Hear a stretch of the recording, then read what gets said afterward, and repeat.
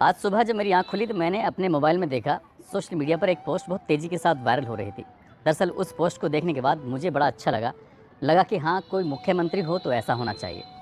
अब उस पोस्ट को मैंने जब सुना तो मैं भी चाहूँगा कि उस पोस्ट को मैं आपको भी सुनाऊँ। असल में वो क्या है और क्या कहना चाहते हैं मुख्यमंत्री योगी आदित्यनाथ। हमने कहा पूरे पेपर को अभी निरस्त करो, पूरे गिरोह को गिरफ्तार कर लो, उन सभी बच्चों को सकुशल उनके घरों तक पहुंचाओ। 1 महीने के अंदर पारदर्शी तरीके से फिर से परीक्षा आयोजित करो। किसी भी बच्चे से कोई शुल्क अतिरिक्त नहीं लेंगे, उनके आने जाने की फ्री में व्यवस्था देंगे, या उन बच्चों का जो आई कार्ड होगा उत्तर प्रदेश परिवहन निगम की बसेज में फ्री में आने जाने की सुविधा उसके माध्यम। अब चाहे सोशल मीडिया के अलग अलग प्लेटफॉर्म हो, चाहे वो फेसबुक हो, चाहे वो एक्स हो या फिर व्हाट्सएप ग्रुप हो, इस तरह से ये पोस्ट लगातार सोशल मीडिया पर शेयर की जा रही थी और खुशियां मनाई जा रही थी। खुशी इस बात की कि उत्तर प्रदेश में अभी सिपाही की जो भर्ती के लिए परीक्षा आयोजित की गई थी 17 और 18 फरवरी को, तो उसका पेपर लीक होने का दावा किया जा रहा था।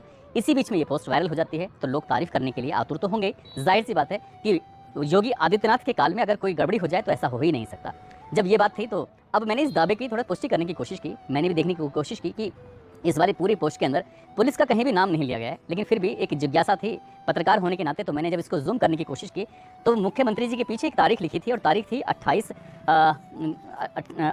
नवंबर। लेकिन साल कौन सा था, साल का पता नहीं चल पा रहा था, इसलिए उनके नीचे एक स्थान लिखा हुआ था जहाँ पर ये जनसभा आयोजित हुई थी।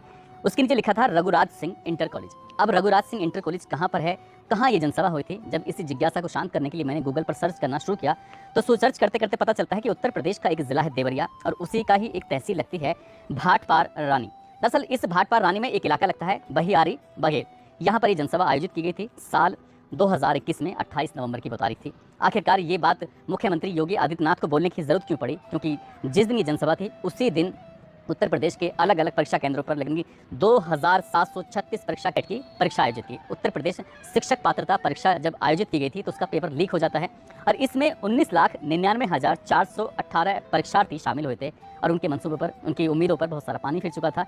इसलिए मुख्यमंत्री योगी आदित्यनाथ ने उनको तसल्ली देते हुए कहा कि इस परीक्षा को रद्द कर दो। अब उस परीक्षा को जो साल 2021 में रद्द की गई थी उसका कुछ भाग निकालकर शरारती तत्वों ने अब सोशल मीडिया पर वायरल करना शुरू कर दिया कि सिपाही की जो भर्ती के लिए परीक्षा आयोजित हुई थी उसको भी योगी जी ने कैंसिल कर दिया है। लेकिन ये सत्यता नहीं थी। कुल मिलाकर सरकार के कुछ लोगों को मैदान में आना पड़ा, उन्हें भी ये बताना पड़ा कि ये परीक्षा अभी रद्द नहीं की गई है। अब सवाल यही है कि आखिरकार परीक्षा रद्द हुई है, नहीं हुई है, या फिर पेपर लीक हुआ है, नहीं हुआ है। थोड़े बहुत नहीं, प्रदेश के उत्तर प्रदेश के और आसपास के प्रदेशों के लगभग आधा करोड़, लगभग 50 लाख ऐसे अभ्यर्थी हैं जो इस सवाल का जवाब जानना चाहते हैं कि परीक्षा लीक हुई है या नहीं हुई है, परीक्षा रद्द हुई है या नहीं हुई है।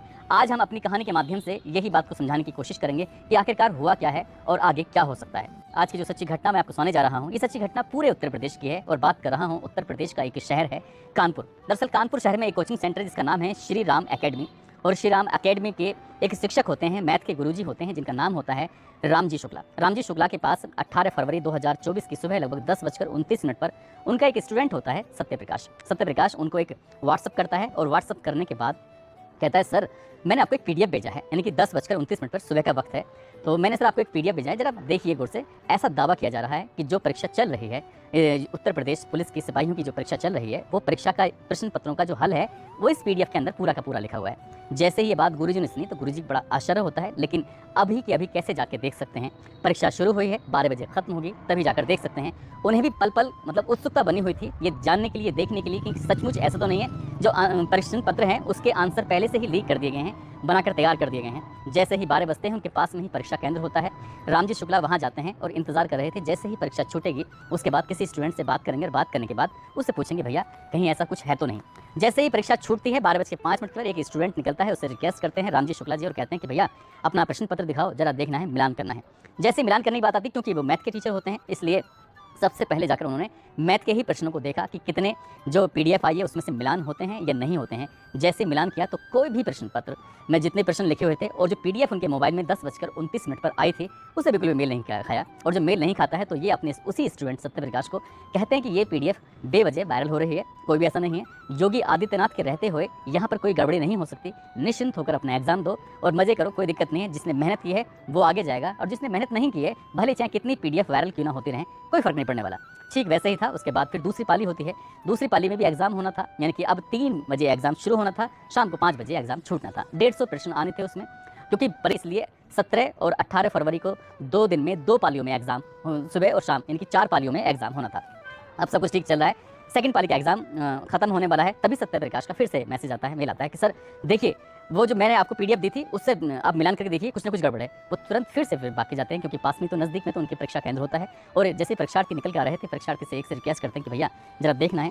ठीक वैसे ही पुनः वही प्रक्रिया उन्होंने अपनाई। एक रिक्वेस्ट की, परीक्षा में जो प्रश्न पत्र आया था उस प्रश्न पत्र से अपने वाले पीडीएफ से उसके मिलान किया। हालांकि सीधे सीधे नंबर 1 नंबर 2 इस तरह से मिलान तो नहीं हो रहा था, लेकिन देखते देखते पता चलता है कि 150 प्रश्नों में से 147 प्रश्नों के उत्तर उस पीडीएफ में लिखे हुए थे, जो पीडीएफ सुबह 10 बजे वायरल हो रही थी। और इसी बीच में जो बाकी स्टूडेंट होते हैं जिनके मोबाइल पर यही पीडीएफ लगातार वायरल हो रही थी, वो देखकर बड़े परेशान हो जाते हैं, सोचने पर मजबूर हो जाते हैं।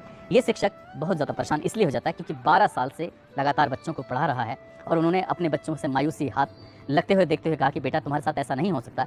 तब ये मीडिया के पास जाते हैं, मीडिया से बात करते हैं, मीडिया के साथ साथ एमएलए के पास जाते हैं, एमपी के पास जाते हैं, जाकर कहते हैं कि साहब मेरे पास ये कुछ सबूत हैं और देख लीजिए इस तरह से प्रश्न पत्र लीक हो चुका है और ये कम से कम 12 लाख स्टूडेंट इस पाली में बैठे हुए थे और 12 लाख स्टूडेंट का नुकसान हो जाएगा, सर कुछ करिए। और जैसे कुछ करने वाली बात आती है, धीरे धीरे खबर पूरे प्रदेश भर में वायरल होने लगती है, ये कहते हुए कि उत्तर प्रदेश पुलिस के लिए जो सिपाहियों के लिए जो भर्ती होने वाली है, उनकी परीक्षा जो हो रही थी उसका प्रश्न पत्र लीक हो चुका है।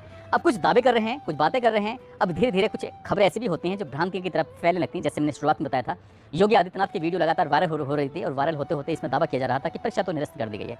अब ऐसे करते करते जब ये वायरल होती है तो लोगों को थोड़ा सा गुस्सा भी आने लगता है, खासकर उन परीक्षार्थियों को ज़्यादा गुस्सा आने लगता है जो इसमें शामिल हुए थे। इससे पहले कि मैं परीक्षा और बाकी बात करूँ, मैं आपको थोड़ा सा ये बताता चलता हूँ कि पूरे प्रदेश में जब ये खबर आखिरी तरह फैल जाती है तो बात करते हैं 23 दिसंबर 2023 को उत्तर प्रदेश पुलिस भर्ती एवं प्रोन्नति बोर्ड ने एक विज्ञापन जारी किया था और विज्ञापन में ये साफ साफ बताया था कि 60,244 सिपाही के पदों पर हमने भर्ती निकाली है, इसमें आप आवेदन कर सकते हैं। यानी कि 27 दिसंबर 2023 से आवेदन की प्रक्रिया ऑनलाइन शुरू हो जाएगी और 16 जनवरी 2024 को ये आवेदन प्रक्रिया बंद हो जाएगी। इसके लिए ऐसा दावा किया जाता है कि सभी अभ्यर्थी चाहे वो ओबीसी हो, एससी हो, जनरल हो, सभी कैटेगरी के लोगों को 500 रुपये का शुल्क भी देना पड़ रहा था।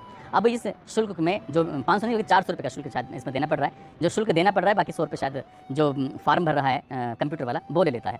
अब इसी तरह से करते करते जब लगातार ये 27 दिसंबर से 16 जनवरी तक ये प्रक्रिया चलती रहती है तो इसमें आवेदन फार्म आने लगते हैं। आवेदन फार्मों की जो संख्या आती है 48,17,441 अभ्यर्थी इसमें आवेदन करते हैं नौकरी पाने के लिए। यानी कि 60,244 पदों के लिए 48,17,441 अभ्यर्थियों ने आवेदन किया। इसमें लगभग 15 लाख महिला अभ्यर्थी होती हैं, 33 लाख से ज़्यादा पुरुष अभ्यर्थी होते हैं। इतनी बड़ी संख्या में ऐसा भी दावा किया जाता है कि कई देशों की तो इतनी जनसंख्या नहीं है जितनी कि इन पदों के लिए, सिपाही की भर्ती के लिए, कांस्टेबल के लिए लोगों ने आवेदन कर दिया था। अब इसके लिए तैयारी होनी ही थी। उत्तर प्रदेश के पहले शायद 72 या 73 जिलों में परीक्षा होनी थी, लेकिन बाद में आदेश आता है कि 75 के 75 जिलों में ये परीक्षा आयोजित की जाएगी। कई अखबारों में मैंने देखा तो उसमें 2377 परीक्षा केंद्र बनाए गए थे और तारीख तय की कर दी जाती है 17 फरवरी 2024, 18 फरवरी 2024, शनिवार और रविवार का दिन, सुबह की पाली और शाम की पाली। प्रत्येक पाली में ऐसा पता चलता है लगभग 12 लाख के आसपास स्टूडेंट शामिल होते हैं। खुशी खुशी पेपर दे रहे थे, तैयारी कई सालों से चल रही थी। ऐसा बताया जाता है कि साल 2018 के बाद में ये भर्ती आई थी और इसको लेके बड़े खुशी थी कि हाँ जी हमारी नौकरी लगेगी, योगी जी ने ये भर्ती निकाली है। खुशी की बात थी, जिसको नौकरी लगती है उसकी लाइफ भी बढ़िया बन जाती है। और सब लोगों को ऐसा यकीन था कि जैसे पिछली सरकारों में पहले गड़बड़ी होती रही थी, सॉल्वर भी लग जाया करते थे, प्रश्न पत्र भी लीक हो जाया करते थे, इस बार ऐसा कुछ नहीं होगा क्योंकि योगी आदित्यनाथ के युग में ऐसा हो ही नहीं सकता, ऐसा बहुत सारे लोग दावा भी कर रहे थे। लेकिन जैसे ही मैंने अभी रामजी शुक्ला जी के बारे में बताया, उन्होंने कानपुर से रहते हुए पूरी जानकारी दी, कई टेलीविज़न पर उनका इंटरव्यू चल रहा है और उसके बाद फिर चाहे वो अयोध्या हो, चाहे वो लखनऊ हो, कानपुर हो, बाराबंकी हो, मऊ हो, अमरोहा हो, मेरठ हो, ऐसे हर एक ज़िले के अंदर लगातार धरना प्रदर्शन शुरू हो जाता है। अभ्यर्थियों के अंदर, परीक्षार्थियों के अंदर अविश्वास की भावना बढ़ जाती है। उन्हें लगता है कि हमने तो बहुत मेहनत की थी और पत्र लीक हो जाता है और जो लीक हो रहा है ये बिल्कुल गलत हो रहा है। उनकी उम्मीदों पर इतना सारा जो पानी फिर गया है, कहीं ना कहीं असंतोष की भावना फिर उत्तर प्रदेश की सरकार पर लगातार दबाव बढ़ने लगता है। सोशल मीडिया इस बात को लगातार उखाड़ने लगता है और दावा करने लगता है कि प्रश्न पत्र को जितने जल्दी हो सके इसे निरस्त करिए और फिर से पुनः परीक्षा कराने की कोशिश करिए। जब पुनः परीक्षा कराने की बात आती है तभी ये जो उत्तर प्रदेश भर्ती प्रोन्नति बोर्ड जो होता है, ये साफ साफ कहता है कि 23 फरवरी 2024 तक अपनी जो आपत्तियां हैं हमें दीजिए। आप जो दावे कर रहे हैं आप सबूत के साथ दीजिए। अगर सबूत तुम्हारे सही पाएंगे तो हम परीक्षा को रद्द करेंगे, और जितने भी इसमें लोग इसमें शामिल हो सकते हैं उन्हें किसी भी कीमत पर बख्शा भी नहीं जाएगा। हालांकि पुलिस ने अपनी तरफ से कोशिश की है, लगभग अभी तक 100 ऐसे लोगों को गिरफ्तार किया है, पकड़ा है, जिन पर शक है, जिन्होंने चाहे वो सोलबर्ग गैंग का बंदा हो या फिर किसी ने ये दावा करने की कोशिश की हो कि ये परीक्षा में पेपर लीक हो चुका है। इसी तरह के साथ ही एडीजी अशोक सिंह की अध्यक्षता में एक समिति गठित की जाती है और कहते हैं कि पेपर लीक की जांच की जाएगी। साथ ही पेपर की छपाई में जो गड़बड़ी हुई है उसकी भी जांच की जाएगी, पेपर देर से पहुंचने की भी जांच की जाएगी। सनी लियोनी का भी एडमिट कार्ड जारी हुआ था एक अभ्यर्थी के लिए, उसकी भी जांच की जाएगी। इसलिए शांति बनाए रखें और जो भी गड़बड़ी है जितनी जल्दी हो सकेगा जांच के बाद वो क्लियर हो जाएगा, इसलिए किसी को परेशान होने की जरूरत नहीं है। और अगर आपकी आपत्तियां हैं तो 23 फरवरी 2024 तक ये आपत्तियां अपनी ये उत्तर प्रदेश पुलिस भर्ती एवं प्रोन्नति बोर्ड पर आप जारी कर सकते हैं।